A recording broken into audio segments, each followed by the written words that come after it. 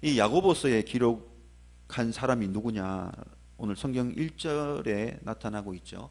야고보서를 기록한 사람은 바로 하나님과 주 예수 그리스도의 종 야고보는 이란 말씀을 통해서 이 야고보서의 기록자는 바로 야고보라는 사실을 우리가 알 수가 있습니다. 그런데 신약 성경에는 야고보가 3명이 등장합니다.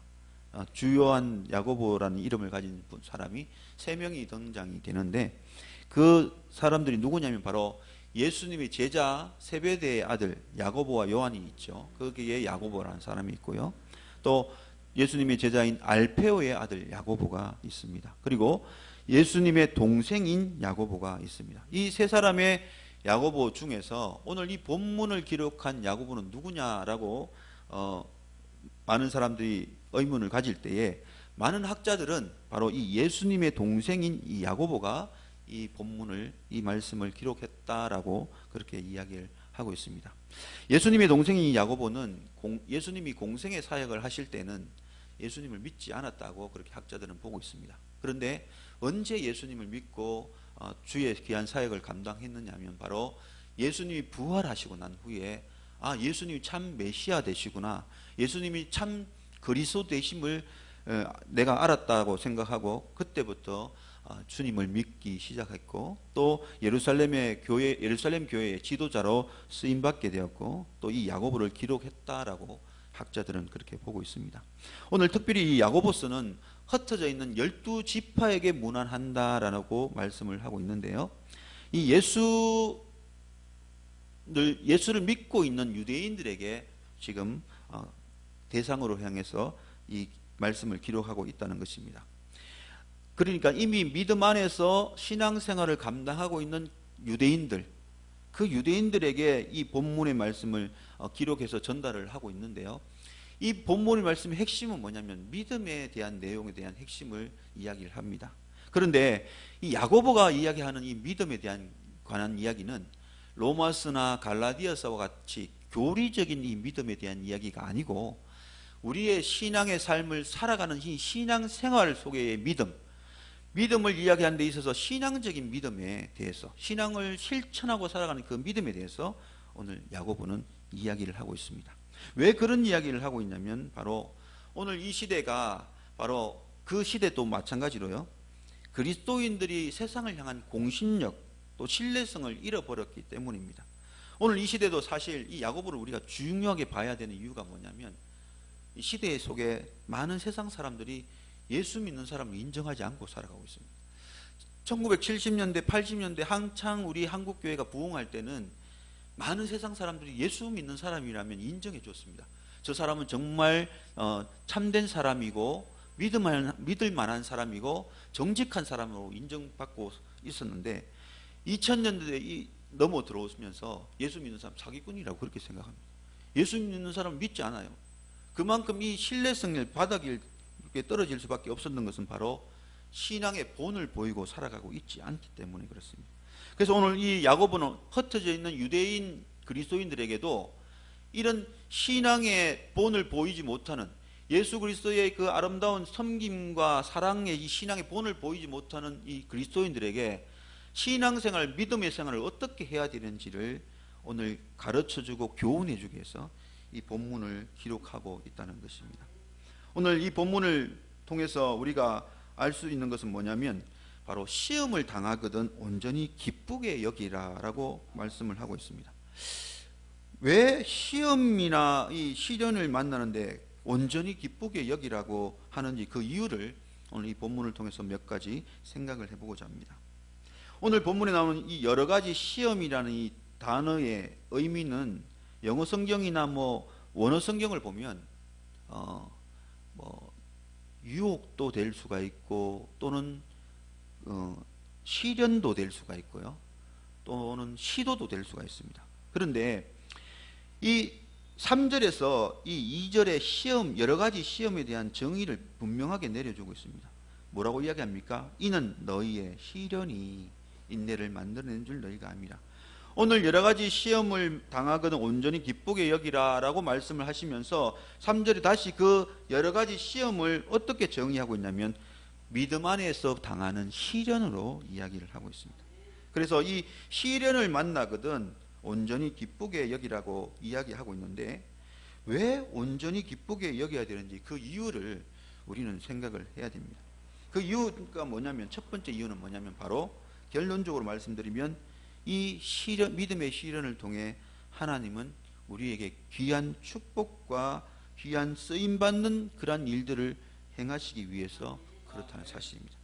시련을 그냥 주는 게 아니고요, 이 시련을 통해서 우리에게 하나님께서 귀하게 사용해 줄 수 있는 사람으로 세우기 위해서 이 시련을 주신다는 것입니다.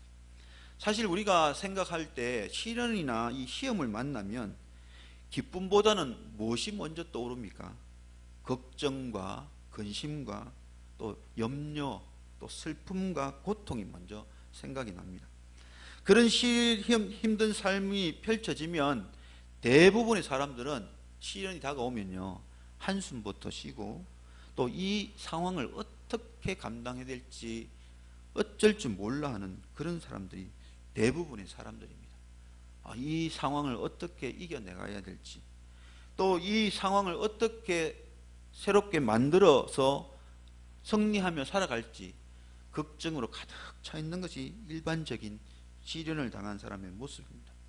그런데도 불구하고 오늘 성경에서 야고보 기자는 이 시련을 만날 때에 온전히 기쁘게 여기라고 이야기를 하고 있습니다. 왜 그러냐면 바로 그 믿음의 시련 속에 바로 하나님의 축복이 담겨져 있기 때문에 그렇습니다. 그 믿음의 시련 속에 하나님께서 귀하게 사용하실 놀라운 축복의 모습이 있기 때문에 그렇습니다.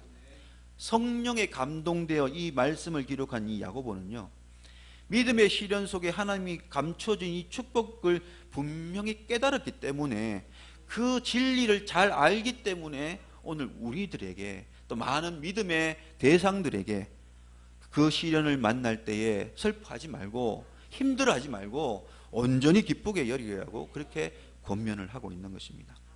이 우리가 당한 이 시련을 만나보면요, 그 속에는 하나님의 축복이 전혀 보이지 않습니다.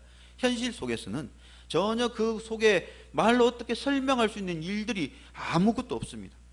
그럼에도 불구하고 그 시련, 믿음의 시련 속에는 하나님의 분명한 축복이 담아져 있다는 사실, 또 하나님 앞에 하나님께서 분명히 그 시련을 통해 우리를 믿음의 사람으로 세워서 하나님 앞에 쓰임받는 일꾼으로 세우겠다는 그런 놀라운 축복이 담겨 있다는 사실, 저와 여러분이 믿을 수 있기를 주님 이름으로 축복해 드립니다.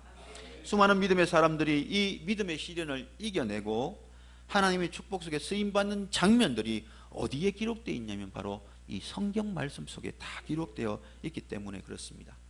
첫 번째 한 사람을 볼 수 있는데 바로 요셉을 볼 수가 있습니다. 요셉은 팔려가는 인생을 살았습니다. 그 팔려가는 인생에 있을 때의 그 삶의 모습을 어떻게 설명하겠습니까? 어떻게 그 속에 축복이 있다고 볼 수가 있겠습니까?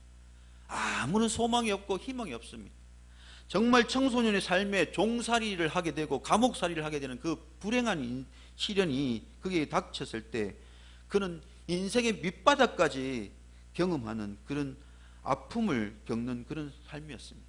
그러나 하나님은 그 시련 속에서 이 요셉을 어떻게 하고 계시냐면, 보디발 장군 집에서 집안을 맡기게 하셔서 집안을 경영하는 그러한 수업을 받게 하셨고요, 감옥에 갇혔을 때는 정치를 배우게 하는 그러한 공부를 하게 하셨습니다. 그리고 그 모든 시련이 끝난 후에 하나님은 이 요셉을 총리로 세우시고 세계를 경영하는 능력자로 세우실 뿐만 아니라 수많은 민족과 생명을 살리는 훌륭한 통치자로 세우신 것을 볼 수가 있습니다.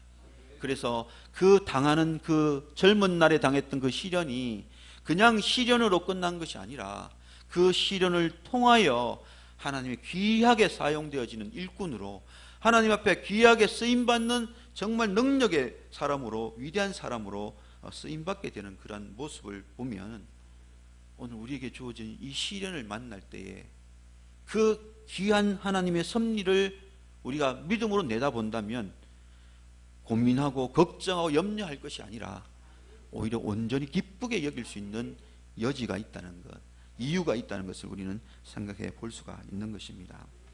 이런 믿음의 시련을 통해 하나님은 우리를 위대하게 사용하시려고 믿음의 시련을 우리에게 주시는 것입니다.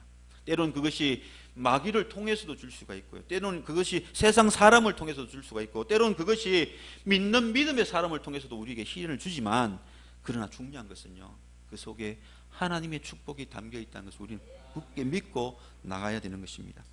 히브리서 11장에 보면 믿음의 조상들이 많이 나열되고 있는데, 거기 등장하는 많은 믿음의 사람들은요, 동일하게 그들은 그 믿음의 삶을 살아가면서 수많은 시련과 어려움을 겪고 살았습니다. 그런데 그 시련으로 그들의 인생이 망했느냐? 결코 그렇지 않습니다. 그들은 믿음으로 살았기 때문에 하나님 앞에 나중에 귀하게 쓰임받는 일꾼이 되었다는 사실을 그 11장에서는 이야기하고 있습니다. 야곱은 시련 속에서, 삼촌 라반의 시련 속에서요, 하나님이 거부가 되어서 돌아오게 하는 그 정말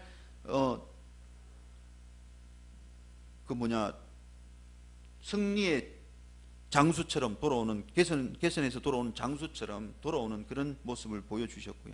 모세는 40년 동안 광야의 삶을 산 후에 위대한 이 광야의 교회를 이끌어가는 지도자로 아름답게 쓰임받게 하셨고, 다윗은 수십 년의 도망자의 이 삶을 통해서 엄청난 이 시련의 삶을 겪었습니다. 그러나 하나님께 부르짖으며 예언하며 기도하는 그 가운데에 하나님은 결국 이스라엘의 지도자로 세우셔서 하나님의 나라를 통치하게 하고 하나님의 백성을 다스리게 하는 귀한 축복의 자리에 쓰임받게 하셨습니다.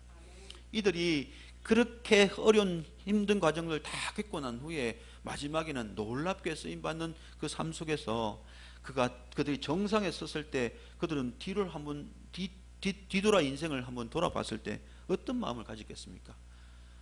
내가 당했던 저 많은 수많은 아픔과 고통이 그저 있었던 것이 아니었구나. 하나님이 나를 이 자리에 세우려고, 하나님 나에게 이런 축복을 주시려고 저런 믿음의 시련을 허락해 주셨구나. 그것을 생각하지 않을 수가 없는 것입니다. 요셉도 그 형제들에게 어떻게 이야기합니까? 나를 먼저 애굽 땅에 보내신 것은 형들이 아닙니다. 형들이 아니라 하나님이 나를 먼저 이 땅에 보내셔서 민족을 살리고 내 가족을 살리고 형들을 살리기 위해서 나를 먼저 보냈다고 그렇게 고백하고 있지 않습니까? 실제로 이제 하나님의 복을 받고 보니까 그때 시련이 그냥 내게 주어진 시련이 아니었고, 그냥 내게 우연히 다가온 시련이 아니라 하나님이 이 자리에 세우려고, 이 복을 주시려고, 이렇게 귀하게 쓰임받게 하시려고 그런 믿음의 시련을 허락해 주셨다는 사실을 고백하게 되는 것입니다. 사랑하는 성도 여러분, 그래서 오늘 우리도 이 야곱이 권면한 것처럼 믿음의 시련이 올 때, 여러 가지 시험을 만날 때 슬퍼하고 낭망하고 좌절하고 고민할 것이 아니라 내게 주신 이 시련을 통해 나를 새롭게 만들어 가실, 나를 믿음으로 세워 가실 그 하나님의 손길을 바라보면서 기쁘게 여기고 또 감사히 여기는 저와 여러분의 삶이 될 수 있기를 바랍니다. 세상 사람들은요, 이 시련을 만나면 굉장히 힘들어합니다. 그리고 오만 가지 불평과 원망을 다 쏟아놓습니다. 왜 내 인생에 이런 어려움이 닥쳐야 되느냐, 왜 내 인생에 이런 이유 없이 불행을 겪어야 되냐, 서럽게 울기도 하고요, 또 악감정에 차여서 발악하며 고함치기도 하고, 때로는 미치겠다고 그렇게 자기 모든 삶을 놓아버리기도 하며, 또 어떤 사람은 극단적인 선택까지 하기도 합니다. 그러나 오늘 우리는 다릅니다. 오늘 우리 믿음의 사람은 이런 시련을 만날 때 저 세상 사람들과 다른 모습을 가져야 됩니다. 왜냐하면 이 시련을 하나님이 허락하시기 때문에 그렇습니다. 뭔가 이유를 가지고, 뭔가 축복의 은혜를 가지고 우리에게 허락하시기 때문에 우리는 저들과는 다릅니다. 왜냐하면 우리는 소망이 있기 때문에 그렇습니다. 예수 그리스도께서 죽으셨다가 부활하심으로 소망을 우리에게 주셨기 때문에 우리는 죽음으로 끝날 사람이 아니고 다시 일어서고 다시 세워지고 다시 소망 중에 일어날 그러한 놀라운 은혜가 있기 때문에 그렇습니다. 그래서 오늘 저와 여러분은 이 믿음의 시련을 당할 때에 그냥 그 현실을 바라보면 안타까움이 있을 수 있지만, 실망할 수가 있지만, 그러나 그 속에 담겨져 있는 하나님의 축복을 바라보면 소망과 희망을 가질 수가 있고, 또 더 오히려 기쁘게 여기며 그 시련을 이겨낼 수 있는 힘을 얻을 수가 있다는 사실입니다. 사랑하는 성도 여러분, 왜 기쁘게 여겨야 되느냐, 왜 야고보서는 온전히 기쁘게 여기라고 이야기하느냐, 바로 그 시련 속에 하나님의 축복과 하나님의 귀하게 쓰임받는 놀라운 은혜가 숨어있기 때문에 기쁘게 여겨라 라고 말씀을 하고 있는 것입니다. 오늘 두 번째로 이 시련을 만나면 기쁘게 여기라고 이야기하는 이유는 바로 오늘 3절에서 이야기하고 있는데요. 너희 믿음의 시련이 인내를 만드는 줄 너희가 알미라 라고 말씀합니다.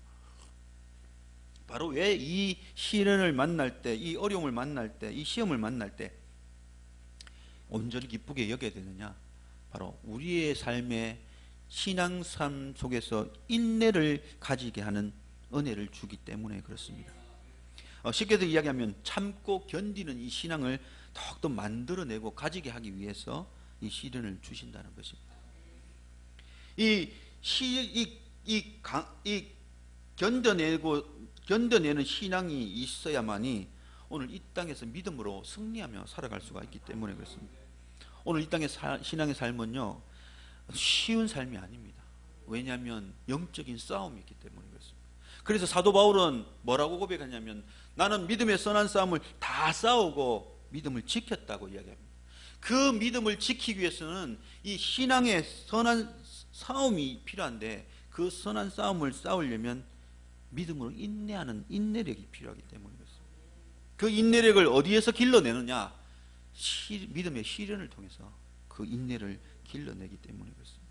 그 인내를 길러내면 이 신앙의 싸움을 싸워서 승리하는 삶을 살아갈 수가 있기 때문에 그렇습니다. 권투 선수가 있습니다. 이 권투 선수가 경기에서 승리하려면 어떻게 해야 되겠습니까? 이 도장에 뭐라 그럽니까? 우리 권투 도장에 가서 훈련을 통해서 다양한 기술을 배워야 됩니다. 그 다양한 기술 속에는 공격하는 기술도 있어야 되고요. 또 방어하는 기술도 배워야 됩니다. 그런데 이 방어하는 기술을 잘 배워야 공격을 더 잘할 수가 있습니다. 그런데 이 방어하는 기술 중에는 어떤 기술이 있느냐면 얻어맞아가며 배우는 기술이 있습니다. 그게 무엇이냐면 바로 맷집 훈련이라고 합니다. 많이 두들겨 맞으면서도 아무렇지도 않게 견딜 수 있는 이 훈련인데, 그러니까 주먹으로 열심히 얻어맞고 배를 맞고 얼굴을 맞는데도 아무 흔들림 없이 버텨내는 힘을 이 맷집 훈련이라고 합니다. 사실 보통 사람들은 주먹을 한 대 얼굴 맞으면 바로 쓰러지고 넘어집니다. 배를 한 대 팍 치면요 욱 끓으면서 바로 그냥 주저앉아 버립니다. 숨을 못 쉬어요. 그런데 이 맷집 훈련을 통해 계속 두들겨 맞는 훈련을 쌓게 되면요, 한참 훈련을 하게 되면 나중에는 수십 대 수백 대 때려도 끄떡없이 버티고 있습니다. 배를 때려도 가만히 있습니다. 맷집 훈련이 만들어져서 이 견디는 힘이 늘어나가지고 어떤 선수가 때려도 끄떡하지 않고 움직이지 않습니다. 그러면 버텨내기 시작하면 그때부터는 공격할 수 있는 기회가 주어져서 더 많은 공격을 할 수 있게 되고, 그렇게 공격함으로 인해서 승리하는, 권투에서 이기는 결과를 얻게 됩니다. 그래서 이 권투 선수들은 맷집 훈련 참 많이 합니다. 웬간히 맞아서는요 넘어가지 않습니다. 정말 심한 공격이 아니면 다 버텨내고 오히려 재공격을 해서 상대편을 무너뜨리는 그런 모습을 보입니다. 오늘 세상에 살아가면서 강하게 살아가는 사람들을 보면요, 그들이 산전수전 공전령 육박전까지 다 겪었다고 이야기합니다. 처음부터 강한 사람은 없습니다. 그러나 수많은 험난한 세월을 겪으면서 수많은 일들을 겪으면서 많은 이 힘든 일을 겪으면서 버텨내는 가운데에 그 강한 힘을 가지게 되어서 그 후로는 어떤 일을 만나고 어떤 경험을 하더라도요 흔들리지 않습니다. 두려워하지 않습니다. 조금도 요동하지 않습니다. 왜냐하면 그만큼 강해지는 이 인내력을 배웠기 때문에 그렇습니다. 믿음의 시련도 바로 성도들이 무엇을 만들어내느냐면 바로 인내를 만들어내요. 신앙을 참고 견디는 인내를 만들어내게 해서 이 신앙의 삶을 이기고 승리하도록 이끌어가도록 만들어냅니다. 오늘 이 본문도 너희 믿음의 시련이 인내를 만들어내는 줄 너희가 알미라. 바로 참고 견디는 이 믿음을 통해서 믿음이 견고하게 세워지는 그런 삶을 살게 되는 역사가 나타납니다. 그래서 이 믿음이 견고해지면요 세상에 많은 풍파들이 우리에게 닥쳐도 흔들리지 않고 요동하지 않고 그것을 꿋꿋이 이겨내며 전진해가고 또 나아가며 그 산을 넘어가는 이 신앙의 모습이 나타나게 되는 것입니다. 그래서 오늘 이 시련을 만나면 야고보 기자는 낙심하거나 고민하거나 번민할 것이 아니라 오히려 기뻐하라고 이야기합니다. 이 믿음의 시련이 나를 더욱더 믿음의 견고한 자리로 세워가는 그런 훈련의 시간이 되기 때문에 그렇습니다. 마지막으로 오늘 이 본문에는 뭐라고 이야기하냐면 인내를 온전히 이루라. 이로 너희로 온전히 구비하여 조금도 부족함이 없게 하려 함이라. 인내를 온전히 이룬 사람이 대표적인 분이 누구냐면 바로 예수님입니다. 이 땅에 오셔서 많은 핍박을 받고 많은 조롱거리를 받습니다. 특별히 하나님을 믿는다고 하는 이 유대인의 이 대제사장들과 바리새인들이 예수님을 저격하고 미워하고 핍박하고 잡아 죽이려고 하고, 그런 많은 이 순환과 고난 속에서도 주님은 결코 흔들리지 않고 참고 인내하셨습니다. 왜 참고 인내하셨습니까? 바로 하나님의 온전한 구원의 사역을 이루시기 위해서, 그 일에 쓰임받는 주님께서 그 사명을 끝까지 감당하시기 위해서 인내하고 견디셨던 것입니다. 오늘 우리에게 주신 하나님의 귀한 사명을 끝까지 견디고 인내하는 그 은혜를 얻으려면 이 믿음의 신앙을 인내로 온전히 이루을 때 가능하다는 것입니다. 온전히 구비하여 조금도 부족함이 없게 하려면, 이 온전히 구비하여 조금도 부족함이 없는 상태인 믿음의 최상의 상태가 되면 하나님의 귀한 뜻을 아름답게 이루어들 수 있는 조건이 되는 것입니다. 온전하지 못하고 구비하지 못하고 부족함이 많은 사람은 하나님의 사명을 맡겨도 자주 흔들려서 넘어지고 자주 실패하고 자주 실수하는 일들이 나타납니다. 그러나 인내하는 이 믿음의 견고한 신앙을 자꾸 쌓아가서 그것을 온전히 이루어서 조금도 부족함이 없게 되면 하나님의 어떤 사역이라도 완전히 감당해내는 그 사명을 이루는 그 삶을 살아갈 수가 있게 되는 것입니다. 그래서 그러한 믿음의 온전한 자리에 세우게 하시기 위해서 우리에게 믿음의 시련을 허락하시는데, 이 진리를, 그 섭리를, 이 하나님의 뜻을 아는 자는 믿음의 신을 만나면 슬퍼할 것이 아니라 기쁘게 여길 수가 있는 것입니다. 이 믿음의 시련이 나를 온전하게 세워가기 때문에, 온전한 믿음의 자리로 만들어가기 때문에 이 시련을 만나면 기쁘게 여길 수가 있는 것입니다. 사랑하는 성도 여러분, 말씀을 맺겠습니다. 하나님은 믿음의 사람을 세우기를 정말 기뻐하십니다. 그리고 그 믿음의 사람을 통해 일하시기를 원하십니다. 그런데 이 믿음의 사람을 세워서 일하기를 원하시는 그 하나님이 이 믿음의 사람을 어떻게 세우느냐? 바로 우리에게 믿음의 시련을 통하여서 믿음의 사람을 세우신다는 사실입니다. 그렇기 때문에 오늘 우리가 이 온전한 믿음의 사람으로 세워져서 하나님의 사명을 감당하고자 한다면 이 믿음의 시련이 우리에게 닥칠 때에 불평하고 원망할 것이 아니라 오히려 기뻐하고 찬양을 해야 됩니다. 왜냐하면 그 믿음의 시련을 통해 나를 더 온전히 세워가고 나를 하나님의 사람으로 쓰임받게 하시는 축복의 자리에 이르게 하시기 위하기 때문에, 그 이유를 안다면 우리는 오히려 기뻐하고 오히려 찬양하고 오히려 감사함으로 그 시련을 견뎌나가는 삶을 살아야 될 것입니다. 사랑하는 성도 여러분, 오늘 또 우리의 삶 속에 갖가지 시련이 닥쳐옵니다. 그러나 그 시련을 볼 때에 이 야고보 1장에서 이야기하는 이 말씀을 우리가 기억하며 그 시련을 만날 때마다 불안해하거나 또는 두려워하거나 또 걱정에 쌓이는 것이 아니라 온전히 기쁘게 여기고 믿음으로 인내하여 이 모든 시련을 이겨내고 승리함으로 다윗과 같이, 요셉과 같이, 또 아브라함과 같이, 또 모세와 같이 귀하게 세워지고 쓰임받는 축복의 삶을 살아가는 저와 여러분의 삶이 될 수 있기를 예수님의 이름으로 축복해 드립니다.